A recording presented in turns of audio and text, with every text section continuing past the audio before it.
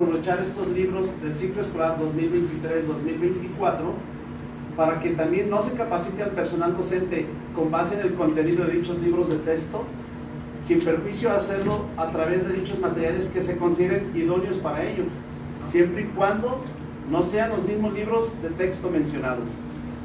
Por lo anterior, reconocemos a las autoridades judiciales que han hecho prevalecer el Estado de Derecho y convocamos a las autoridades educativas a acatar la resolución emitida por el Juzgado Quinto del Distrito de Aguascalientes. Agradecemos a cada una de las organizaciones de la sociedad civil que promovieron amparos para frenar la distribución de los libros de texto gratuitos y la capacitación a los docentes sobre el contenido de estos, que además de haber sido elaborados fuera de la ley, están plagados de contenido ideológico marxista y pretenden envenenar las mentes de nuestros hijos con la ideología de género, además de eliminar contenidos fundamentales para que nuestros hijos dejen de aprender aspectos fundamentales como las matemáticas y el pensamiento lógico que les permite defenderse en un mundo tan competido como el actual. Con ello también queremos reconocer la sensibilidad y apertura de nuestra gobernadora Tere Jiménez, que ha escuchado a la sociedad en sus diferentes sectores.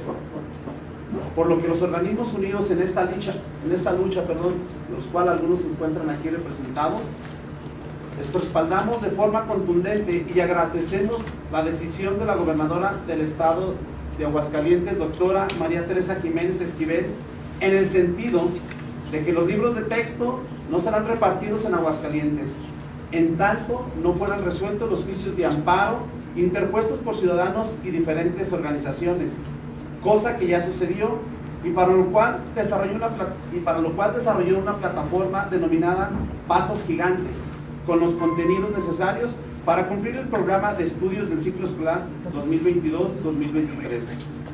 Les quiero agradecer su presencia, insisto, pero sobre todo, pues dejar muy en claro que nuestra gobernadora desde un principio tuvo una parte importante en que ella estaba de acuerdo juntamente con todos nosotros y las organizaciones que representamos en que estos libros de texto no se llevaran a cabo.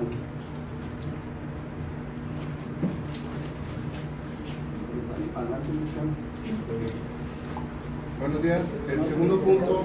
Que cambien de lugar más por favor.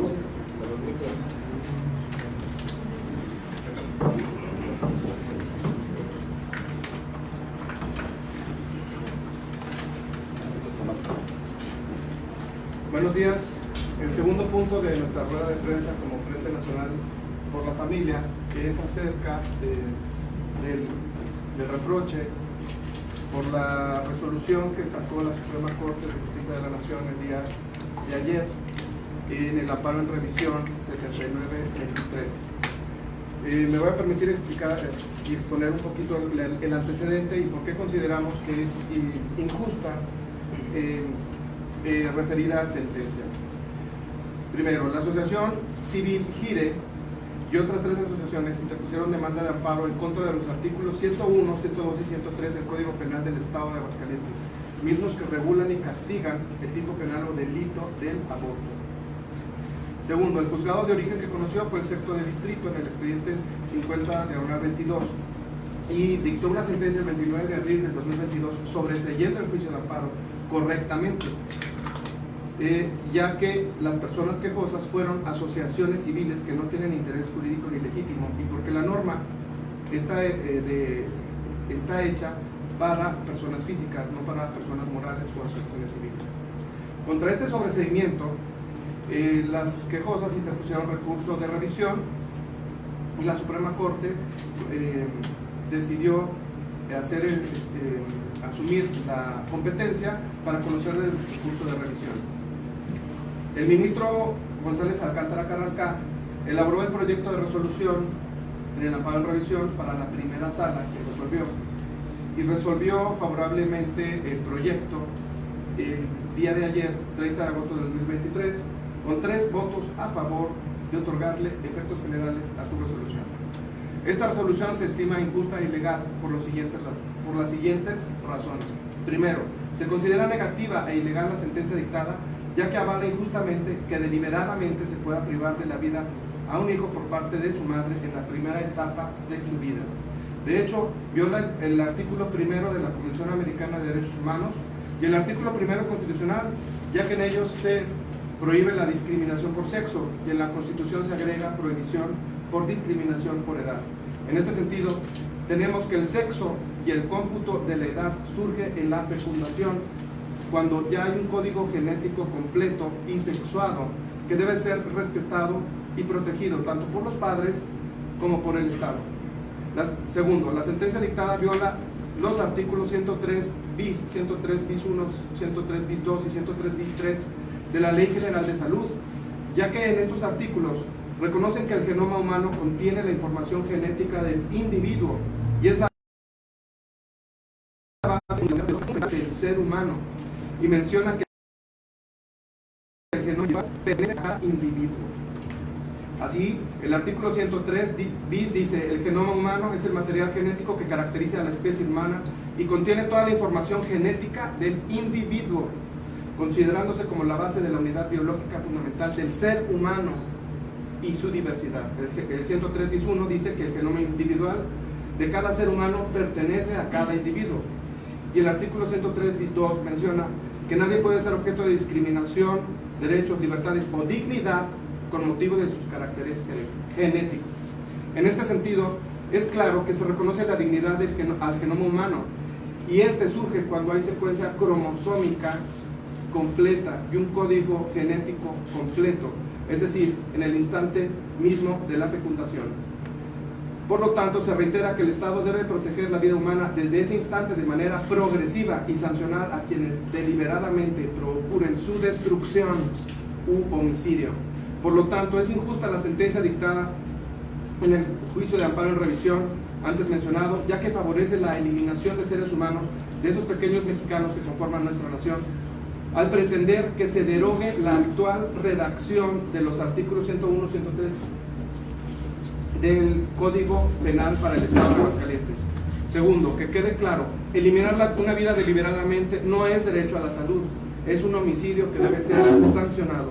Tercero, es ilegal la sentencia dictada, ya que rompe con el orden jurídico y el principio de relatividad de las sentencias de amparo, al pretender darle efectos generales a su sentencia, como si fuera una controversia constitucional o una acción de inconstitucionalidad, al darle efectos generales, ya que es sabido que el juicio de amparo solo debe constreñirse a los quejosos y limitarse a la protección del quejoso de conformidad a los artículos 73 y 78 de la Ley de Amparo, que dice el artículo 73: las sentencias que se pronuncian en los juicios de amparo solo se ocuparán de individuos particulares o de las personas morales. Y el artículo 78 dice: si se declara la inconstitucionalidad de la norma general impugnada, los efectos se traducirán en la inaplicación únicamente respecto del quejoso, la inaplicación de la norma general respecto del quejoso.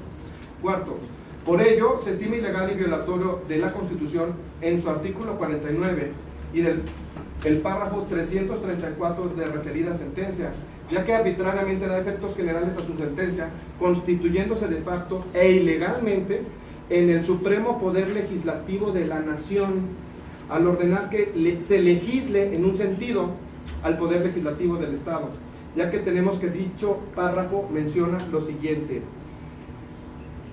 Párrafo 334. Esta primera sala de la Suprema Corte de Justicia de la Nación otorga el amparo y protección a la justicia federal para el efecto de que el Congreso local derogue los artículos declarados inconstitucionales en el considerando anterior, antes de que finalice el periodo ordinario de sesiones en que se le notifique la presente ejecutoria. Que quede claro, la Suprema Corte de Justicia de la Nación no es poder legislativo y los diputados no deben sentirse obligados a acatar una sentencia ilegal, injusta e inmoral, ya que la iniciativa para hacer leyes corresponde y es facultad del poder legislativo, y no se puede consentir ni tolerar órdenes e intromisiones arbitrarias a la soberanía legislativa, ya que han violado el artículo 49 constitucional, que dice: el supremo poder de la federación se divide para su ejercicio en legislativo, ejecutivo y judicial.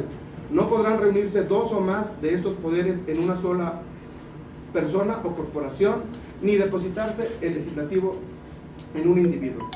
Es claro que los ministros que votaron a favor de esa sentencia han incurrido y configurado una usurpación de funciones, Esto es un ilícito que debe originar su destitución al ser indignos de su cargo.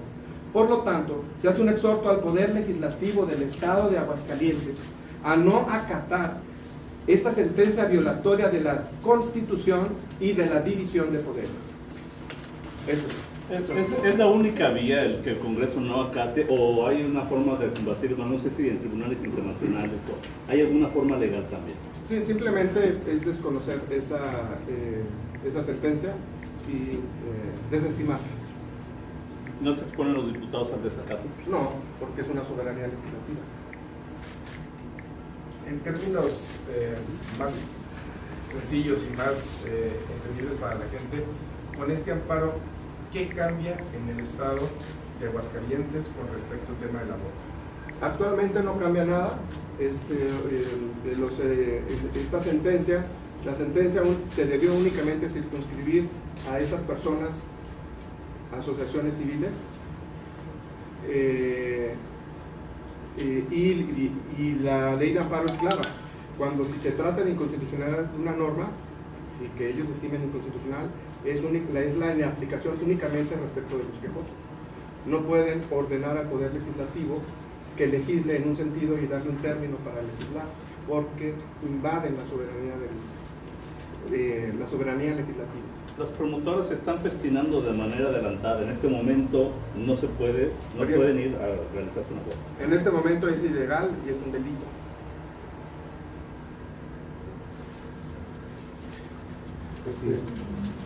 Volviendo al tema, primero que nos cambiamos un poquito. Bueno, pues quiero decirles que Frente Nacional por la Familia, juntamente con los diferentes organismos que están aquí presentes y otros que nos faltaron por ahí, pues vamos a ir por todo. Es decir, que es ir por todo. Vamos a ir por la suspensión definitiva, que no se lleven a cabo estos libros aquí en Aguascalientes. Y vamos a tener algunas acciones, entre ellas es una reunión que tendremos con algunos de los padres de familia, dentro de las escuelas, con la sociedad sobre todo. Vamos a mandar por ahí mensajitos en nuestras redes y explicándoles por qué es la importancia de que no los debemos de aceptar.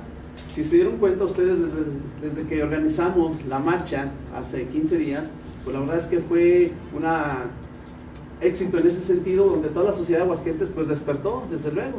Entonces, entre esas acciones estamos en que queremos seguir trabajando con la sociedad y asociaciones de padres de familia, pues obviamente para que esto no se lleve ya nada a cabo. Vamos, porque definitivamente en Aguascalientes no se implementen estos libros de texto. Se ganó este amparo, estamos próximos el día de hoy, si todo sale bien y confiando en las autoridades judiciales, pues que estén por resolver algunos otros más por ahí, y que sea con buen éxito, desde luego. ¿En qué proceso van? ¿Y qué pasaría si ya se entregan los libros de texto a los niños? Precisamente aquí está el licenciado, ahora que lo hemos invitado, si gustas pasar por aquí.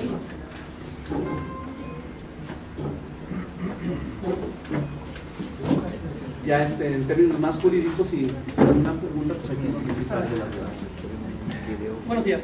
A ver, lo que hay ahorita en este momento es una suspensión provisional otorgada por el juez Pinto de Distrito, que saludamos, que agradecemos porque creemos que ha sido un juez valiente, que contra otros espacios jurídicos donde había habido más resistencias, pues básicamente lo que hizo fue acatar lo que ha sido además un criterio que incluso la propia Corte estableció respecto de la acción de inconstitucionalidad, de la controversia constitucional en Coahuila y en Chihuahua, donde seguramente pues vendrán por parte de la Corte eventualmente resoluciones en las controversias constitucionales, pero de entrada pues la suspensión ya está otorgada para efecto de que no se entreguen estos materiales. Tiene que cumplirla la autoridad administrativa, en este caso el Instituto de Educación, el gobierno en general. Sí, seguramente el instituto tiene libertad para implementar otras medidas que sabemos que las están ya implementando, con libros de texto particularmente de ciclos anteriores que están validados. Hay que establecer con toda puntualidad que el motivo de litigio central en este asunto pues es la violación a los procedimientos que por mandato de constitucionalidad y de legalidad se tienen que seguir para la aprobación del contenido de estos materiales.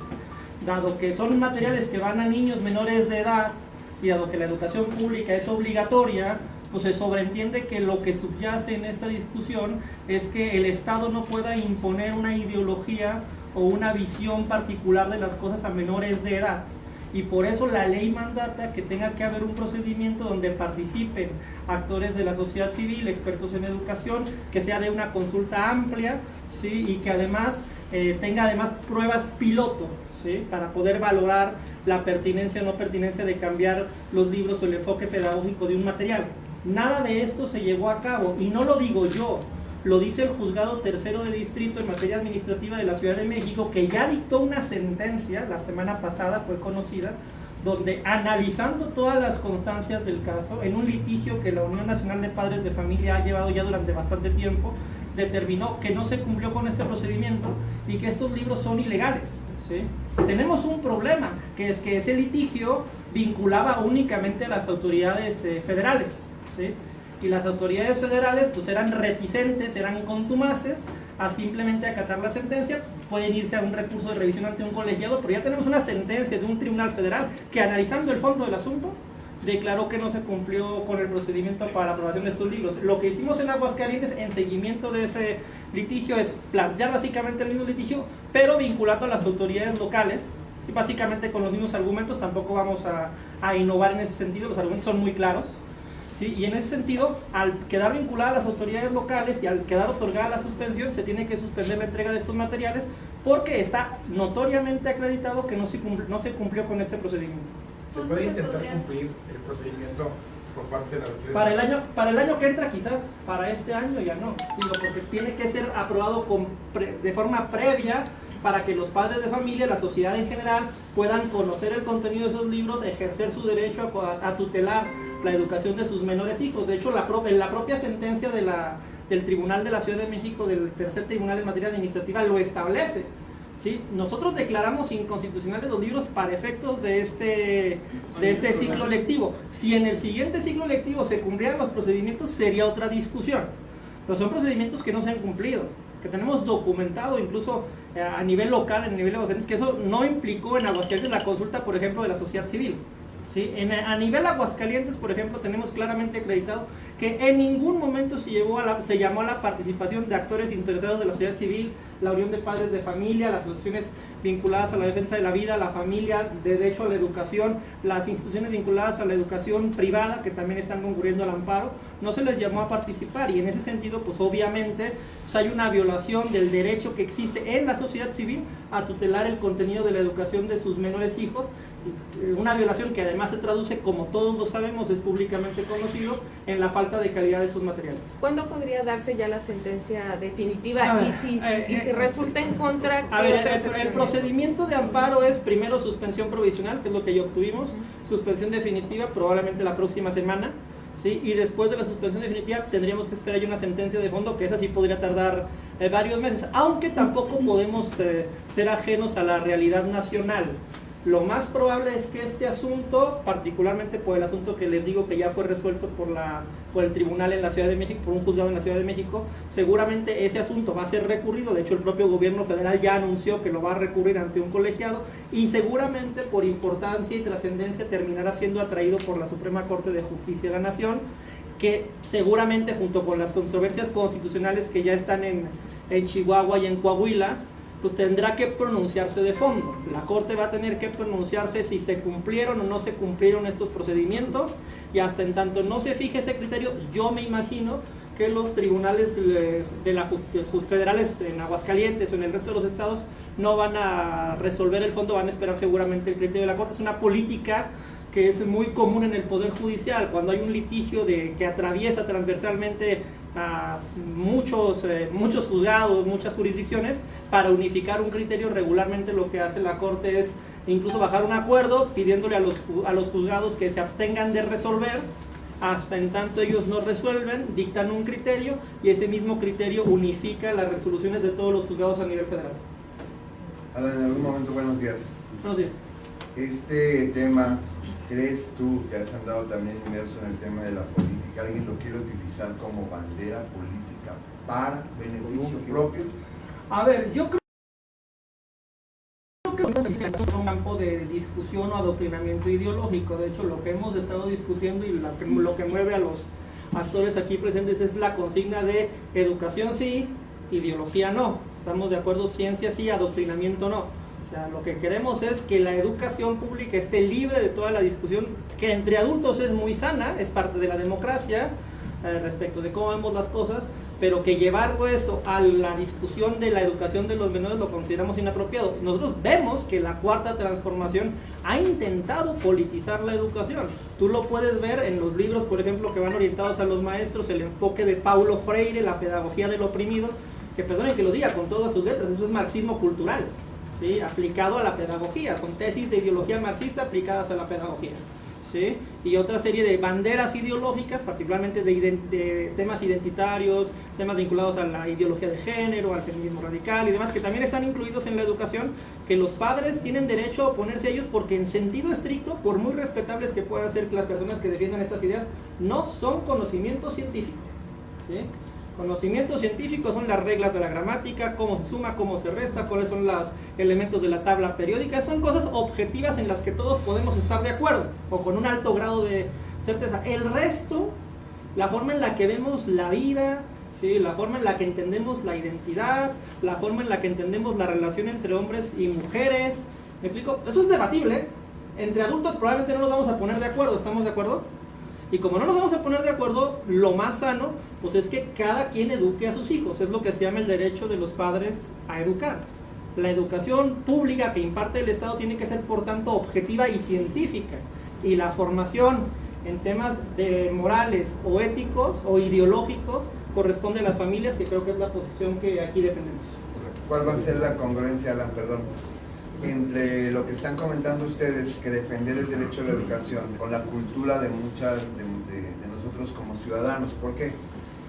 En redes sociales, sobre todo, ahora a un niño en cualquier momento, con tal de que te estés quieto, toma un celular, toma una tablet. Ahí se ven cosas, digo, no muy gratas, lo sabemos como usuarios adultos, que de repente estás en una página y te aparecen pues, situaciones complicadas, pornografía, vamos a ser claros, etcétera, etcétera. ¿Qué va a pasar en ese sentido? Se está defendiendo un derecho a educación cuando a través de estos dispositivos los niños tienen acceso a cualquier cantidad de cosas. ¿Qué va a pasar? ¿Qué nos falta como cultura a los ciudadanos? Oye, es que amplías muchísimo la discusión, es una discusión un poco amplia, la revolución cultural y cognitiva a la que estamos inmersos con estos aparatitos que traemos en las manos, sabemos todos que tienen un montón de implicaciones en términos de socialización de los menores, en la información que reciben ahí llamamos, ya es un tema más bien de sociedad civil, de llamar al conjunto de los padres de familia a estar preocupados y ocupados por el contenido de la educación de sus hijos a través de los celulares.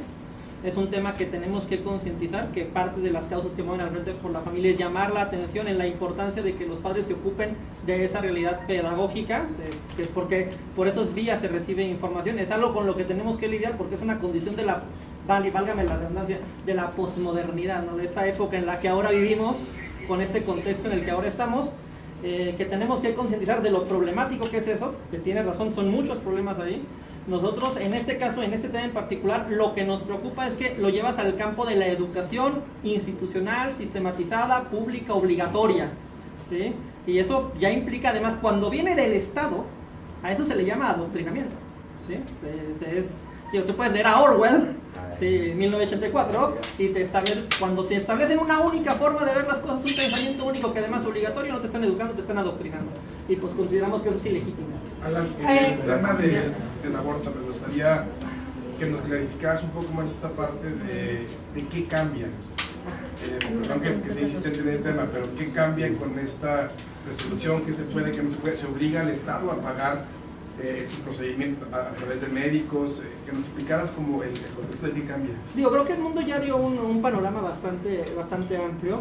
Creo que el tema central es que vemos que la Corte, por todos estos temas de género, ideología de género y demás, está muy enfocado a de alguna forma imponer esta idea en particular, porque además se ha vuelto políticamente correcta en algunos estratos de la sociedad, donde hay que, para ser muy cool, para ser muy de avanzada, para estar muy en onda, hay que estar a favor del aborto, ¿no? Y se ganan aplausos por parte de estos grupos de activistas que o les das lo que ellos quieren o literalmente te incendian las puertas de tus edificios públicos. O sea, nosotros vemos ese chantaje. Nosotros somos una mayoría, sabemos que en Aguascalientes somos mayoría los que estamos a favor de la vida. El problema es que a lo mejor no salimos a gritar, ni a rayar, ni a a incendiar edificios públicos. Nosotros vemos más bien que la lógica es quedar bien con esa corrección política. Cuando analizas las sentencias, realmente no se sostienen. Tú puedes revisar en toda la Constitución y no vas a encontrar el derecho al aborto, ¿sí? Lo que vas a encontrar en esa sentencia, que de hecho también está aquí, es, de hecho, si me permites rápido ya, porque aparte estoy monopolizando, nada más para cerrar rápidamente el argumento y dejar a mi coordinador, si me permite rápidamente establecer el tema del aborto. El tema del aborto viene así. Esta es la sentencia que dictaron ayer, ¿sí? Y esta otra es la sentencia del caso de Coahuila de hace 2 años. La sentencia que dictaron ayer, básico, su argumento fundamental es, con base en lo que decidimos en Coahuila, decidimos acá, ¿sí? Pues la pregunta es, ¿qué decidieron en Coahuila? ¿Estamos de acuerdo? Bueno, en el caso de Coahuila, lo que hacen es esto, fíjate nada más. Dice, fíjate, te voy a leer un párrafo textual. Dice, es innegable que el texto constitucional y aún el marco convencional, los tratados internacionales, carece de referencia explícita a este derecho, al derecho al aborto. O sea, te está diciendo, la Constitución no lo establece y los tratados no lo establecen, ¿sí? Te lo dicen textualmente la Corte, pero lo dicen. Pero de la lectura conjunta de los derechos a los que se ha hecho referencia, ahorita los leo, ¿sí?, se conduce inequívocamente al reconocimiento de esta prerrogativa. O sea, me lo estoy inventando, ¿sí? ¿Con base en qué me lo estoy inventando? Me regreso para darle coherencia al argumento. La Corte dice que el derecho al aborto se deriva del derecho a la dignidad, bueno, de la dignidad humana, de la autonomía, del libre desarrollo de la personalidad, del derecho a la vida privada, la igualdad jurídica, el derecho a la salud y la libertad reproductiva. Yo estoy de acuerdo en que todos esos conceptos están en la Constitución, ¿sí? Lo que no estoy de acuerdo es la interpretación que la Corte está haciendo de esos conceptos para inventarse un concepto que no está en la Constitución, que es el derecho al aborto. Yo estoy de acuerdo en que los seres humanos tienen libertad, autonomía, ¿sí?, para decidir sus decisiones, claro, y en el caso del aborto, además esa libertad se ejerce antes, no después, para empezar. Que tenemos derecho a la libertad reproductiva. ¿Qué significa la libertad reproductiva? Que tenemos el derecho a elegir cuántos hijos queremos tener.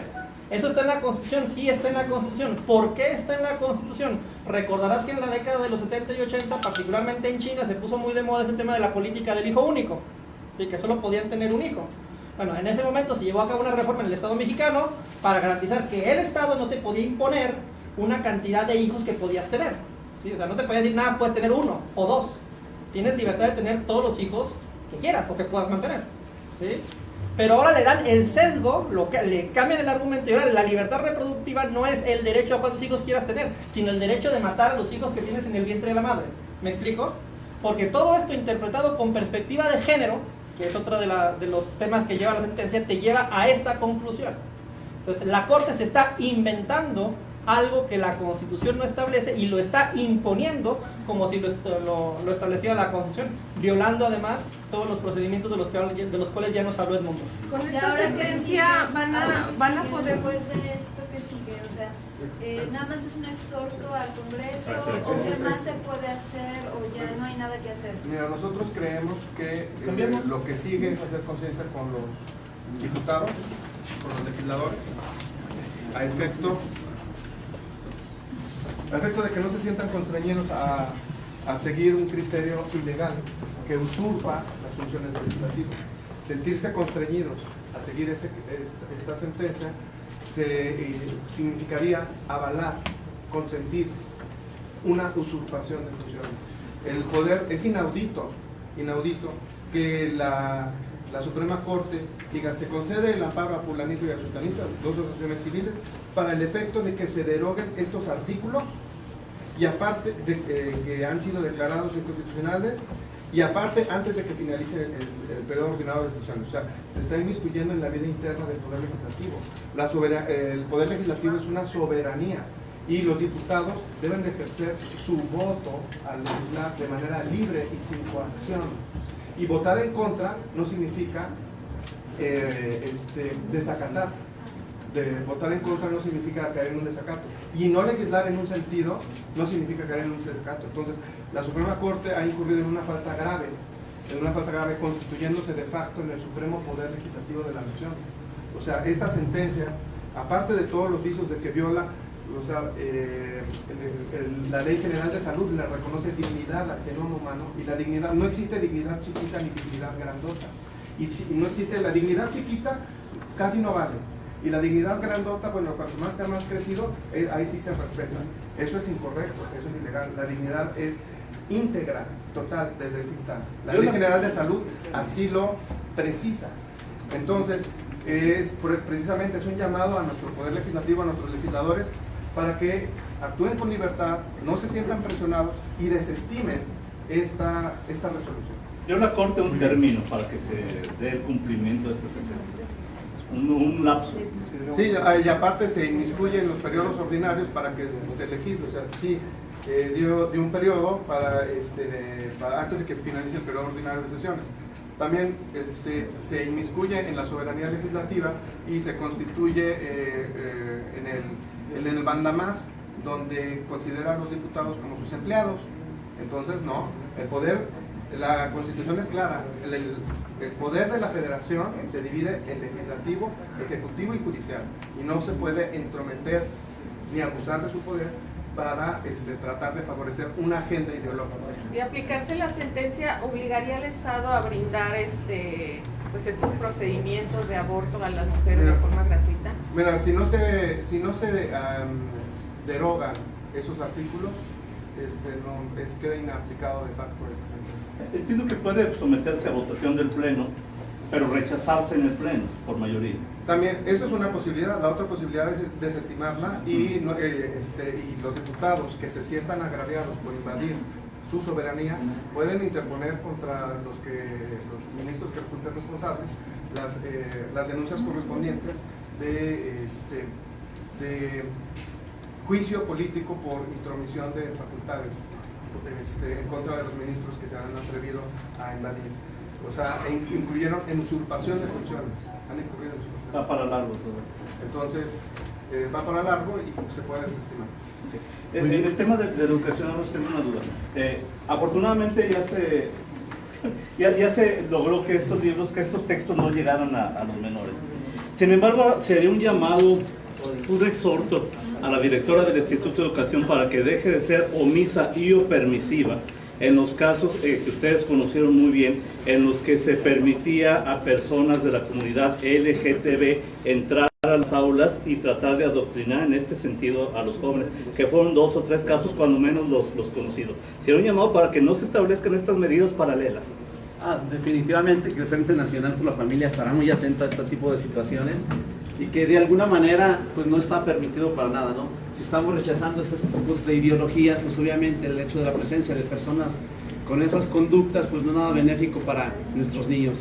Entonces, claro está que estaremos muy atentos, estaremos hablando con la maestra también, en el buen sentido, como lo hace la manera de trabajar el Frente Nacional por la Familia. Y bueno, aprovechando también quiero decirles que dentro de los organismos que están aquí presentes y que han apoyado toda esta situación de los libros de texto, está con nosotros el señor Cáncer, que viene también por parte de su organismo a decirnos una explicación y un tema sobre todo en estos libros de texto. Si gusta acompañarnos, por favor. Buenos días a todos. Bueno, continuando con los esfuerzos para el tema de los libros de texto, se ha creado el colectivo por la educación, que está formado por la sociedad civil, padres de familia, maestros, expertos y organismos empresariales, con 3 objetivos principales, que es generar información verídica y en tiempo real de lo que está pasando en el tema de la educación, crear un espacio para que padres de familia, maestros y organizaciones actúen juntos en defensa de la educación y los niños, y generar una plataforma que permita tener de manera fácil y accesible materiales curriculares de calidad, textos y videos de especialistas y pedagogos para avanzar en el aprendizaje. Se ha creado la plataforma llamada Niños que sí aprenden. Como la web no permite la ñ, entonces sería niñosquesiaprenden.mx. Y esta plataforma realmente es una plataforma en donde se van juntando materiales de apoyo para los maestros, se va teniendo información de lo que va sucediendo en materia de los libros de texto, y todo esto es con la idea de que a futuro no regresemos a lo mismo, ¿no?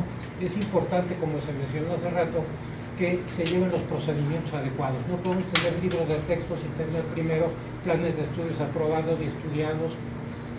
De esa forma podemos garantizar que los niños van a tener una educación de calidad, que es lo que más nos interesa en el momento.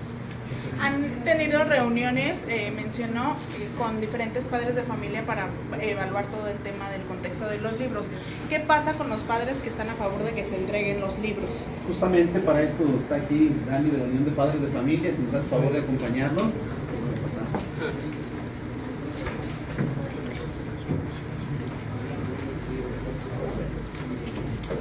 ¿Su nombre cómo es? Daniel López, presidente de la Unión Nacional de Padres de Familia, junto con mi esposa Ana Gabriela Javier. ¿Puede hablar un poquito más fuerte, por favor? Sí, presidente de la Unión de Padres de Familia, Daniel López Franco. Gracias. Sí. Bueno, sí tenemos varias controversias con algunos padres de familia, algunas situaciones en las cuales se ha tratado de aplaudir el contexto de los libros de texto. Pero también, aunado de fondo, aquí lo que estamos tratando al final de cuentas, es la ilegalidad de todos estos libros. Sí hay contenido ideológico, sí hay contenido, o falta de contenido más bien, en varios temas que se tocan en los libros de texto. Y también tengo entendido que mucha gente está conforme a que se editen estos libros y que se distribuyan. Falta dar a entender claramente que para que un libro de estos se llegue a las aulas, tiene que tener un proceso, tiene que tener una evaluación que no se llevó a cabo. Una evaluación que se tenía que llevar a cabo por expertos y que no se tomó en consideración. Y aunado a esto, a la legitimidad de estos. O sea, todo eso fue lo que conllevó a que no se pudieran distribuir estos libros de texto. Nosotros hicimos un sondeo el primer día de clases con alrededor de 15 padres de familia y hay mucho desconocimiento. La realidad es que el 80% de las personas que entrevistamos no tienen ni idea de por qué se está de alguna manera generando esta controversia.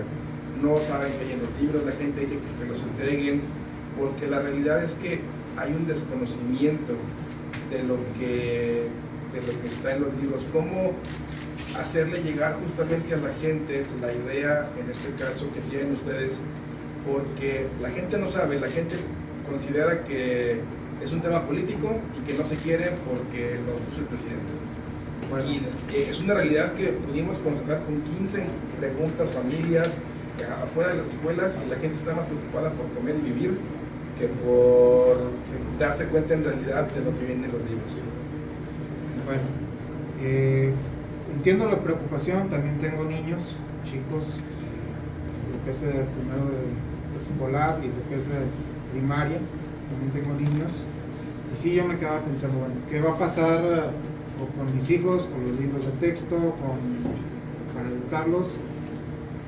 Y era muy fácil entrar al contenido a ver los libros de texto, o sea, literal está en todas partes en internet. Basta componer libros de texto y aparece. No falta mucho como para poder googlearlo y darte cuenta de los contenidos y darle una ojeada qué es lo que va a ver tu hijo. O sea, no es tan complicado eso. De la parte que a veces falta comprender que si es importante que sean bien analizados estos libros, que haya un acercamiento con la sociedad civil para que lo puedan analizar también como lo había planteado el gobierno federal, cosa que no se llevó a cabo, ¿sí? Entonces, todo esto llevó a este punto en el que estamos. Si se hubiera llevado un trámite como el que se debió de haber llevado legalmente, no estaríamos en este punto. Ahora, lo señalo, la gobernadora Tere Jiménez, ella permitió el uso de una plataforma digital en la cual los maestros van a poder enseñar a los niños conforme a los anteriores libros de texto, conforme al programa educativo que está vigente. Entonces, dado con esto, no hay tanto por qué alarmarse con esto. Ya hay un programa, es más agradable, para los maestros llevarlo porque ya lo conocen, a diferencia de este nuevo programa, que realmente era desarrollar todo un tema dentro del aula y desarrollándolo hasta donde ellos les diera a entender. No había como que unos claros lineamientos hasta dónde poder avanzar. Y pareciera esto que todos les estaban entregando todo el trabajo a los maestros, que era bastante trabajo, que no iban a poder desarrollar en todo el ciclo escolar. En diferencia al anterior programa, venía más claro, era más fácil avanzar y terminar en el tiempo estipulado. Con esta plataforma se permitirá no incrementar el rezago que ya veníamos arrastrando por la pandemia. No creo que tenemos varios ejemplos de muchachos que a nivel internacional nos han estado representando en Aguascalientes, que han logrado los primeros lugares en matemáticas y en otros ámbitos. Por lo mismo, creo yo que es un gran acierto regresar al programa vigente que a esta nueva escuela. ¿Han tenido la posibilidad de platicar con los maestros? Porque el dirigente del CENTE, el día del inicio de clases, decía que el 90% de los maestros estaban de acuerdo con la repartición de los libros, textualmente lo que él declara ese día. ¿Ustedes han tenido oportunidad de platicar con los maestros? Porque al final es el que decidirá, por más que esté manejado, el que decide cómo va la cartera es el maestro. ¿Han tenido la oportunidad de platicar con los maestros? Sí, hemos tenido oportunidad de platicar con algunos maestros y sí, la verdad es que muchos lo dicen. Y al principio era muy complicado para ellos entender tal cual el programa de la nueva escuela, desarrollarlo. Incluso les quitaban muchísimas horas de atención a otras cosas que podían desempeñar en su casa o normal. Tenían que enfocarse completamente todo el día a poder desarrollar una clase. O sea, no nada más de 8 horas de trabajo, todavía más tiempo para poder ver cómo le hacían. Ahora, es muy complicado para ellos y yo creo que es más agradable para ellos decir, pues me regreso al programa vigente. El dirigente del CENTE atiende a cuestiones políticas. Aquí en Aguascalientes se le vio recibiendo a Claudia Sheinbaum y para nadie es un secreto que a nivel nacional el CENTE está a los pies de López Obrador.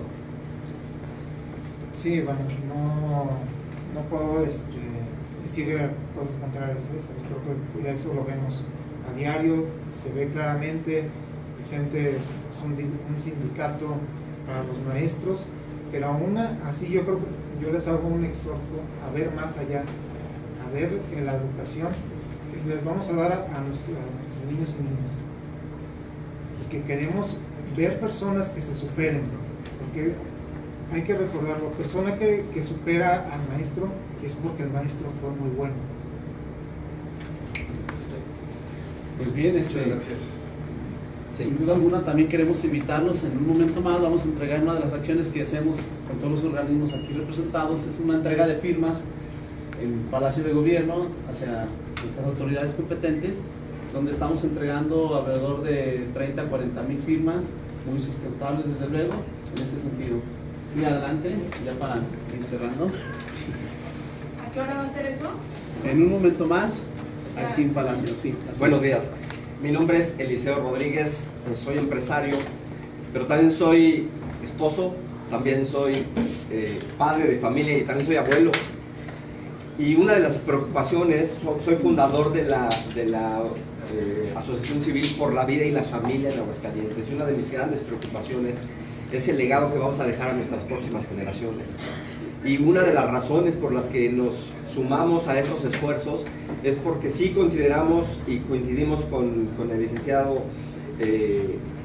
con el abogado, a que los temas que se están enseñando son un adoctrinamiento que nada tienen que ver con una educación adecuada para la edad que tienen nuestros hijos. Y aquí hago un llamado a toda la sociedad, sobre todo a los líderes sociales y a los medios, a que informemos, porque en efecto hay una desinformación en realidad al contenido de los libros, y no solamente al contenido de los libros, sino a lo que están tratando de impulsar detrás de todo esto. Entonces es importante que nosotros como líderes sociales, como padres de familia, estemos informados de lo que está sucediendo para que nosotros podamos realmente ayudar a nuestras próximas generaciones a que tengan un mejor futuro. Porque la verdad, lo que están, el contenido y la falta de contenido científico que encontramos en los libros, lo único que están conduciendo es no solamente a que esta ignorancia permanezca, sino que además se profundice la ignorancia. No podemos permitir esto, tenemos que ser muy conscientes, y también me uno a la intención de los medios, de saber lo que está pasando, conocerlo, meternos a fondo y además permear en la sociedad. Así es que hago un llamado a los medios, a los líderes sociales, para que nosotros realmente podamos permear en la sociedad acerca de lo que está pasando. Cuando la semana pasada escuché una entrevista con Marx Arriaga, que es uno de los precursores de este material, y él decía que hasta los conservadores estábamos leyendo los libros, y yo me atrevo a decir que realmente somos los únicos que los estamos leyendo. Necesitamos crear conciencia. Sí lo digo abiertamente, sí soy conservador en el sentido de que veo la línea y la tendencia que está marcando la sociedad, y no es buena. Necesitamos, sobre todas las cosas, regresar a los valores y a la esencia y a la identidad. ¿Cómo podemos confiar, yo les pregunto, cómo podemos confiar en una ideología que ni siquiera tiene clara su identidad? ¿Cómo podemos confiarle la enseñanza de nuestros hijos a personas que ni siquiera tienen clara su identidad, que no tienen definida su identidad, que no tienen firme su identidad? ¿Y cómo podemos confiarle la educación de nuestros hijos a una ideología que busca adoctrinarlos en un comunismo ateo? Yo soy padre y soy abuelo, y la verdad que creo que esto me compete a mí y nos compete a los líderes sociales, enseñar acerca de valores y de lo que necesitamos permear en nuestra sociedad. Así es que, bueno, pues esta es mi participación, una invitación a que todos nos involucremos en esto, porque es importante. Gracias. Pues muchas gracias a todos, gracias por su presencia, y en un momento más estamos entregando estas firmas. Muchas gracias y buen día. Gracias. No sin antes invitarles un cafecito y una galleta.